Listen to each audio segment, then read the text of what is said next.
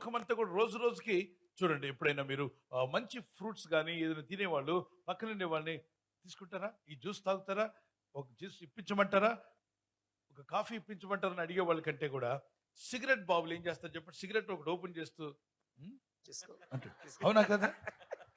అంటాడా అంట? ఇది చెప్పండి అంటారు. అంటాడు. ఓరు సచ్చినోడా, నువ్వు నా వైపు చూసి అంటావు. నన్ను అడిగినోడు కూడా ఉన్నాడు. నెమ్మదిగా ఇలా తీసి ఏదో పెద్ద సోదర భావం, ఎంత ప్రేమ అంటే ఒకడు పాడవాలి, వాడు లంగ్స్ కొట్టేయాలడానికి ఎంత ఖర్చు అయినా పెడతాడు వీడు. 2 కావాలన్నా ఇచ్చేవాడు ఉన్నాడు. నువ్వు పాడైపోతానంటే ఈ లోకం నీకు మందు కొనిస్తుంది, నువ్వు పాడైపోతానంటే సిగరెట్లు కొనిస్తుంది, నీ ఆరోగ్యం చెడగొట్టుకుంటానంటే ఎంతైనా తెగిస్తారు. అలాగే యవన కుమార్తె నువ్వు పాడైపోయి లోకంలోకి పోతానంటే నిన్ను జాగ్రత్తగా తీసుకెళ్లి పాడు చేసేటువంటి స్థలాలకు తీసుకెళ్లి డబ్బులు ఇచ్చేటువంటి ఆంటీలు కొంతమంది ఉన్నారు. పాడు చేసేటువంటి చిన్న కుమార్తెలు పాడు చేసే దుర్మార్గులు ఉన్నారు. మగవాళ్ళు ఉన్నారు, ఆడవాళ్ళు ఉన్నారు. గుంటకాడ నక్కలు, వీళ్ళు చాలా డేంజరస్ పీపుల్. వాళ్ళు ఇతరులను చెడగొడతారు. వాళ్ళ డబ్బు కొరకు ఎంతటి అమాయకులైనా మోసం చేస్తారు. కాబట్టి మోసకరమైన లోకంలో జీవిస్తున్నాం మనం. ఎటువంటి లోకంలో జీవిస్తున్నాం? దేవుని ప్రజలారా, అందరూ మంచివారు అనుకుని మోసపోకండి. దుష్టుడైన అపవాది అనేకుల్లో ఉండి చెడగొడుతూ ఉన్నాడు. కాబట్టి భక్తులు చాలా తక్కువ భూమి మీద. భక్తి గలవారు, నీతి గలవారు, దేవుని వెంబడించేవారు చాలా తక్కువ మంది. అందుకే యేసు ప్రభువు అన్నారు, నా మార్గము ఇరుకు మార్గం, కానీ ఇందులో నీకు జీవం ఉంటుంది, నీకు పరలోకం ఉంటుంది, పరిశుద్ధత ఉంటుంది. దీని ద్వారా ప్రవేశించేవారు కొంతమందే. కానీ లోక మార్గము, పాప మార్గం, విశాల మార్గం. అందరూ పడిపోతూ ఉంటారు అక్కడ. నువ్వు కూడా పోతానంటే పో, కానీ పరలోక రాజ్యం రావాలి, నిత్య జీవం కావాలి, సత్యాగా పాతాళానికి వెళ్ళకూడదు. ఇంతవరకు చేసిన ప్రతి పాపానికి పాపక్షమాపణ కావాలి. నా బ్రతుకు బాగుపడాలంటే ఇరుకు మార్గము ద్వారా రా. నేనే మార్గం, సత్యం, జీవం. 7వ అధ్యాయం మత్తయి సువార్తలో ఉంటుంది ప్రభు చెప్పిన మాట.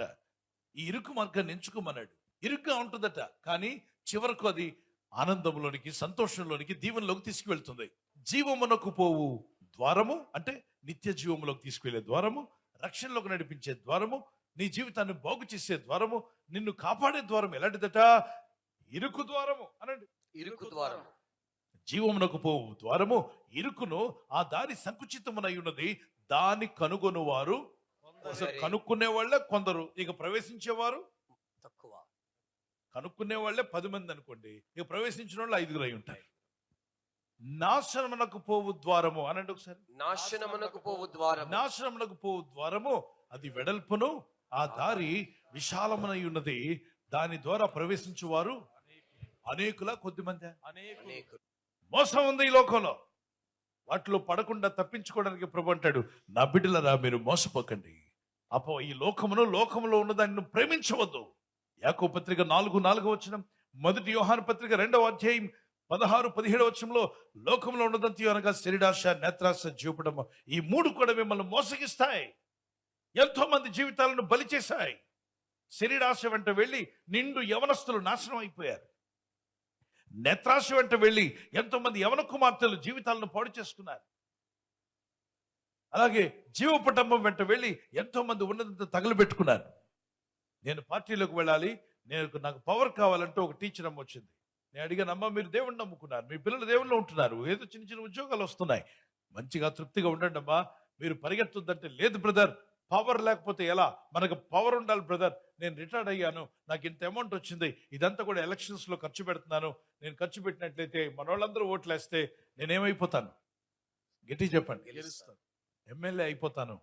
నేను ఆ పార్టీయే కొత్తగా పుట్టిన పార్టీ, దానికే ఏమి లేదు, స్టాండ్ లేదు. నువ్వు వెళ్ళి అందులో ఖర్చు పెడుతున్నావు, ఈ డబ్బంతా కష్టార్జితం పోగొట్టుకుంటావు. నా మాట వినమ్మా, దేవుడు నీకు పవర్ ఇవ్వలేదా? బైబిల్లో ఇచ్చాడుగా పవర్.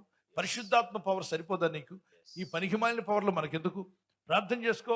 నువ్వు ఒక నాయకురాలు అయితే, నువ్వు ఆ ప్రాంతాన్ని ఏలగలిగితే ప్రార్థించు. దేవుడు నిన్ను ముందు నుండి ఆ లైన్లో పెట్టుండేవాడు. కానీ ఇప్పటి వరకు నువ్వు టీచర్గా ఉన్నావు, పిల్లలందరికీ నీతులు నేర్పించావు. అవుదు, కానీ దేవుని చిత్తమో కాదు తెలుసుకోండి. ముందు ఆగమన్నాను, ఆగలేదు, ఖర్చు పెట్టేసింది. వాళ్ళ ఆయన గారి డబ్బు, ఆమె డబ్బు మొత్తం కలిసి 87 లక్షలు ఏం చేసింది? ఖర్చు పెట్టింది. 87 లక్షలు ఖర్చు పెట్టి ఆ ఎలక్షన్స్ లో నిలబడినటువంటి 4 నెలలు ఏమో అసలు చర్చి కాదు కదా, ప్రార్థనగా దేని వైపు చూడలే. మధ్యలో ప్రార్థన అంటే అమ్మో అనేక మతాల వాళ్ళు ఏమైనా అనుకుంటారని చెప్పి వాళ్ళు ఏం పెడితే అది పెట్టించుకుంది కానీ ప్రార్థన మాత్రం రాలేదు. చేయలే, బైబిల్ పట్టుకోలే, చర్చికి రాలా, సమాజంలో ఉన్నానండి అని చెప్పి అనుకుంటు వెళ్ళింది. లాస్ట్కి ఏం జరిగింది? ఓట్ల ఎలక్షన్లో అన్ని అసలు డిపాజిట్లు కూడా దొరకలే, గల్లంతు. డిపాజిట్లు కూడా దొరక తిప్పలు పడి ఏడుస్తూ మొహం సొరకాయంతో పెట్టుకుంది. దేవుడు నాకు ఎందుకు సాయం చేయలేదు చెప్పండి. దేవుడు నీకు సాయం చేస్తాడా? నిన్ను వెళ్ళమన్నాడా దేవుడు? కష్టార్జితాన్ని జాగ్రత్త చేసుకోమంటే మీ ఆయన డబ్బు నీ డబ్బు తీసుకెళ్ళి మొత్తం ఖర్చు పెట్టి తగలబెట్టావు. ఇప్పుడు దేవుడి మీద కోపం ఎందుకు నీకు? దేవుడు కోప్పడాలి నీ మీద. ఎందుకంటే నువ్వు అన్ని రోజులు ఆయన సన్నిధికి రాలా, ప్రార్థనకు రాలా, నీకు పవర్ కావాలనుకుంటూ వెళ్ళావు. లోక మార్గం జీవపు డంబం అనేది మనం లాగేస్తుంది బయటికి. డబ్బు పోగొట్టుకున్నావు, పొలాన్ని కూడా అమ్ముకున్నావు, దాన్ని ఒక విధంగా ఖర్చు పెట్టావు. అక్కడ ఆ సీట్ టికెట్ కొరకు ఒక ఇంటిని అమ్మేశావు, ఆ డబ్బు తీసుకెళ్ళి వాళ్ళకి ఇచ్చావు, సీట్ వచ్చింది, కానీ నీకేం రాలేదు, డిపాజిట్లు రాలేదు. ఈ జీవపు డంబం కొరకు ఈ లోకం పరిగెడుతుంది.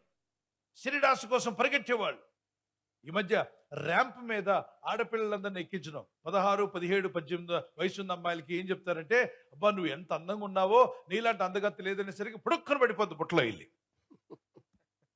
ఆడపిల్లల వీక్నెస్ ఏంటంటే, నీ అంత అందగత్తి లేదంటే ఎగిరి దూకుతారంట కొంతమంది. నో, అట్లా ఉండకూడదు. దేవుని బిడ్డరా, ఎవరో పొగడ్తలకు పడిపోయేంత దిక్కుమాలిన జీవితం మనకు ఉండకూడదు.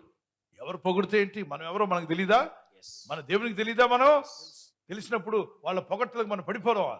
No, should not. అందుకే బైబిల్లో ఉంటుంది, వివేకం గల స్త్రీ, బుద్ధి గల స్త్రీ, జ్ఞానం గల స్త్రీ తన జీవితాన్ని కట్టుకుంటుంది, తన కుటుంబాన్ని కట్టుకుంటుంది, తన భవిష్యత్తును నిలబెట్టుకుంటుంది అని ఉంటుంది. బుద్ధి లేని స్త్రీ ఎవరు మాటలు పడితే వాళ్ళ మాటలు నమ్మేస్తుంది.